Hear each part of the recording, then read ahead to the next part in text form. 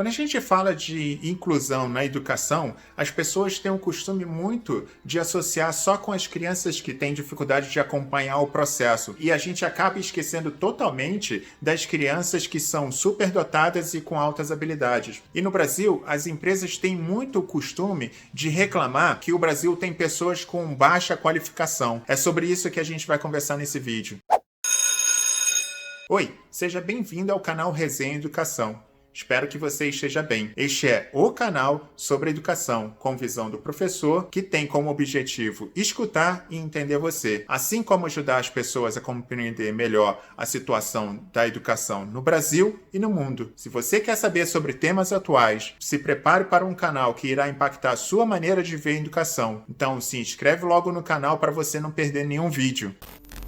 A gente tem uma reclamação incisiva com relação à falta de profissionais que são bem qualificados no Brasil. Mas, ao mesmo tempo, a gente deixa escoar pelo ralo uma série de alunos que poderiam ser alunos super capacitados. E a gente está falando de alunos, não de alunos que fazem um pouco a mais do que deveria. Não, são alunos que têm uma habilidade muito grande de processamento cognitivo, de processamento de raciocínio, que está muito acima da média. E isso é um grande problema, porque a gente acaba deixando com que essas crianças fiquem abandonadas, totalmente abandonadas. Como é que a gente sabe o número que são relativos a essas crianças? Quantos são essas crianças? Qual é a porcentagem dessas crianças? Tem uma curva que eu vou tentar deixar aqui no vídeo aqui, que se chama curva de Gauss, ou curva sino, né? Essa curva ela pode ter basicamente vários formatos. Ela pode estar mais inclinada para a esquerda, mais inclinada para a direita, um pouquinho mais ampla nas extremidades, mas de uma forma geral ela segue esse formato, né? A ideia dela segue esse formato, onde no meio fica a grande maioria, né, do que está sendo calculado. Nesse caso que a gente está tratando aqui, fica a grande maioria dos alunos, e a gente, quando fala grande maioria, a gente está falando de 80%, 90% dos alunos, e nas extremidades a gente estaria tratando dos casos das exceções, né, que são os alunos com muita dificuldade, né, que não conseguem acompanhar o processo, né, e do outro lado, na outra extremidade, as crianças que têm muita facilidade para acompanhar o processo. Eu vou frisar isso de novo para que você não esqueça. Essas crianças não são crianças que tiram o 10 na prova. Essas crianças não são aquelas crianças que conseguem acompanhar o raciocínio, faz todos os exercícios dentro de casa. Eu estou falando de crianças que estão muito além daquele conteúdo ali. Se o aluno está no 8º, 9º ano, né, se aquele aluno está ali a mentalidade dele ou o raciocínio dele já está na graduação ou já está no mestrado. São alunos que são totalmente diferentes, totalmente diferenciados com relação àqueles alunos que estão ali. E para a gente ir direto ao ponto, como que a gente sabe que exceções são essas? Essas exceções giram por volta de 3 a 5% do ambiente escolar. Na verdade, até um pouquinho menos, mas a média aí, para a gente ter uma noção, gira de 3 a 5% dessa população escolar. E aí, para a gente começar a ver essas questões dos números, eu vou dar um exemplo prático meu, que eu trabalhei na Secretaria Municipal de Educação do Rio de Janeiro, né? A secretaria que é a maior secretaria de educação da América Latina, pelo menos, talvez até das Américas, né? Com 640 mil alunos. Isso é um número absurdo de alunos. E aí, quando a gente pensa nessa porcentagem de 3 a 5%, a gente está falando aí por volta de 19 mil até 32 mil, por volta disso, né? E aí, para a gente não trabalhar com esse número grande, eu vou reduzir mais ainda, eu vou pegar de 1 a 2%. De 1 a 2%, a gente está falando de 6.400 a 12.800 alunos, ou seja, um número absurdo. Como esse número está distribuído entre todos os anos, né, do modelo escolar que a gente divide aí isso daí por 11 ou por 12, seja lá o número que for, e a gente está falando que por ano a gente perde entre 500 a 1.000 alunos, né?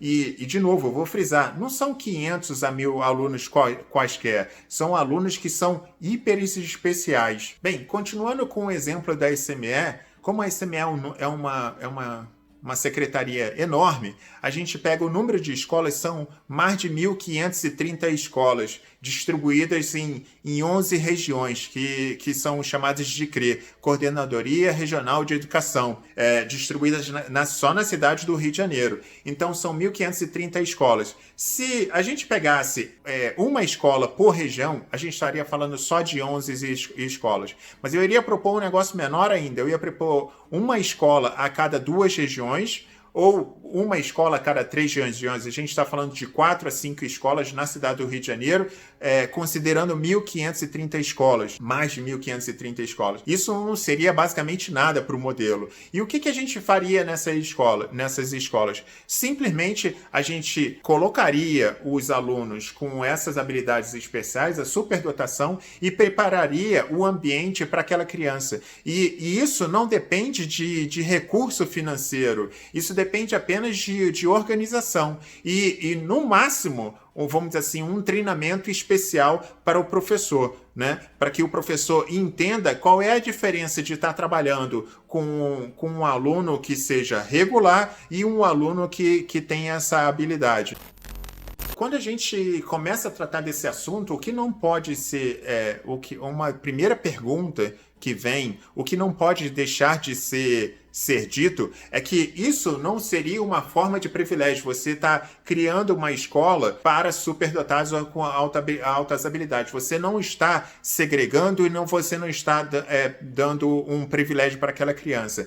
O que eu estou querendo mostrar é que quando você pega um aluno com deficiência visual e você joga ele numa turma de alunos regulares, o que acontece é que esse aluno fica totalmente deslocado, porque a maneira como o professor dará aula, escrevendo no quadro, se referindo a imagens e coisas desse tipo, faz com que o aluno, durante o processo, seja excluso, né? Porque você não está inserindo ali naquele modelo de ensino. E a mesma coisa acontece com os alunos que são superdotados. Eles já entenderam tudo aquilo ali, eles estão em um conhecimento muito mais avançado do que aquela turma. Não é 1 ano a mais, não são 2 anos a mais que ele está avançado ali. O aluno normalmente ele está avançado anos, 10 anos na frente daquela turma ali. Sim, eu acredito que os alunos precisam conviver misturados. Por exemplo, eu vou pegar o exemplo de uma escola onde eu trabalhei e eu vi o processo, que uma experiência que foi feita, uma tentativa de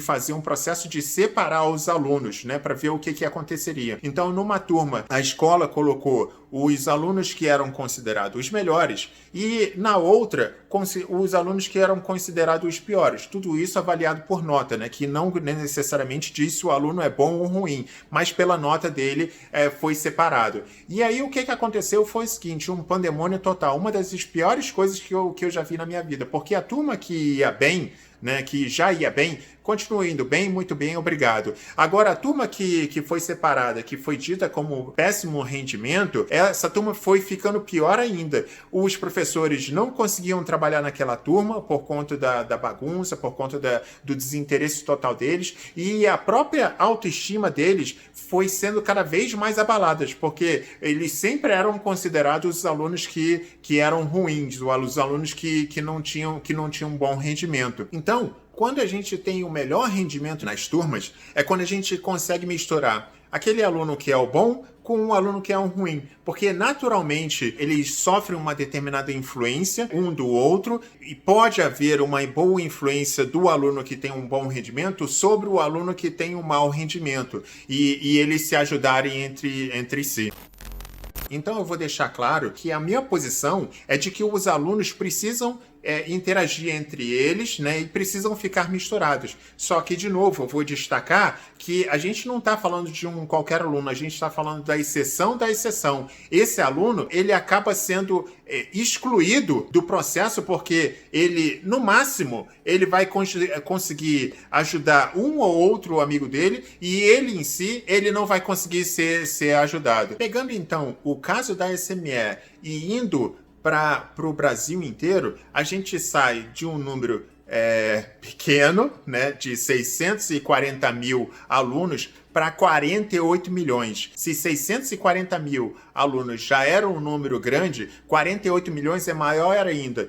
Fazendo as contas, 48 milhões, 1% dá 480 mil e 0,1% a gente está falando de 48 mil alunos. Ou seja, é um número muito grande. Mesmo que se a gente divida por todos os estados, a gente está falando de pelo menos 2 mil alunos que poderiam ter um potencial enorme, né? E estão sendo deixados de mão. Continuando o raciocínio, se eu pegar naquela mesmo modelo, pegar os 48 mil alunos, vou lembrar, 0,1% da população total de estudantes no Brasil, 48 mil, e dividir por 11 ou dividir por 12, né, a gente está falando aí basicamente de 4 mil alunos que estão indo embora. E quando eu falo 4, 5 mil alunos, eu estou falando de 4 ou 5 mil possibilidades de novos Arthur Ávilas. Arthur Ávila, para quem não sabe, foi um matemático que ganhou o Prêmio Nobel da Matemática. O Prêmio Nobel da Matemática se chama Medalha Fields, é o prêmio máximo da matemática.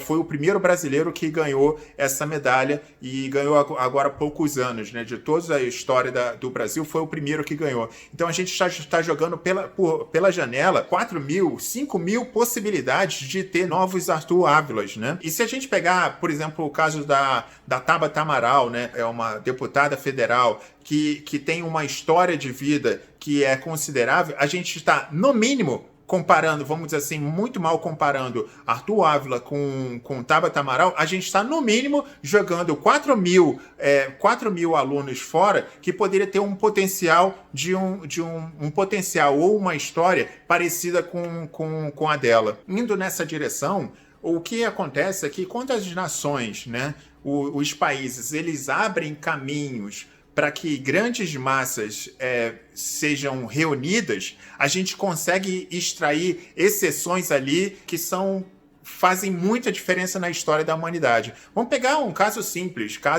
Por exemplo, nos Estados Unidos você vê uma cesta de basquete para tudo quanto é esquina, para tudo quanto é rua. Ou seja, no final das contas, tem muita gente jogando basquete e é natural que dentro desse processo, onde você abre espaço para aquelas pessoas se reunirem, uma pessoa, ou 2, ou 3, ou 5, ou 100 pessoas sejam excepcionais. Então, pega o caso do Brasil. A cada esquina tem também uma criança jogando futebol. Então, é natural que daquele processo ali, vá surgir uma criança que seja excepcional, que faça aquilo dali muito bem.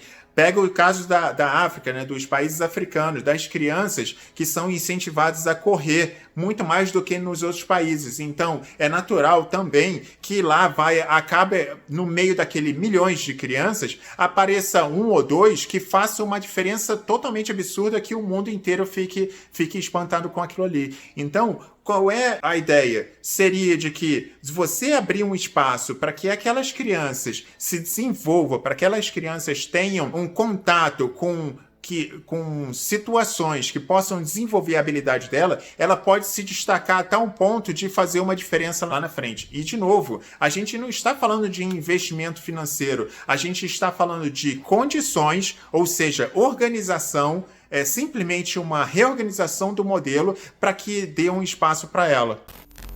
Então, para mim, fica claro que é simples uma má gestão, né? Uma má organização, porque todo mundo acaba se beneficiando com isso. O empresário que é rico se beneficia porque ele vai ter pessoas que podem ajudar ele a crescer. O político ele se beneficia, a política se beneficia com isso, a população em geral se beneficia com isso, né?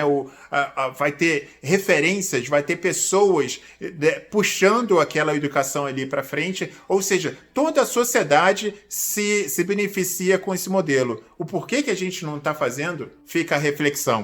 Este canal precisa e depende de você. Se você puder, aqui na descrição do vídeo tem uns links para a campanha no Patreon, para você fazer a sua doação para o canal. Com essa ação, será possível continuar seguindo em frente, independente e isento de interferências. Além disso, você mantém uma porta aberta para que a sua voz e ideias tenham visibilidade na sociedade. Vamos juntos melhorar a educação. Ajude a patrocinar o canal. Se você não pode fazer uma contribuição financeira, tudo bem, não se preocupe ou fique chateado. Você pode sempre ajudar deixando o seu like nesse e nos outros vídeos, fazendo o seu comentário e as suas sugestões ou compartilhando os vídeos com os seus conhecidos. Você também pode assistir os outros vídeos do canal ou participando das comunidades do canal que estão linkadas na descrição desse vídeo também. Cada pequena contribuição ajuda. Não estamos sozinhos, vamos juntos. Muito obrigado pela atenção, até o próximo vídeo. Um abraço.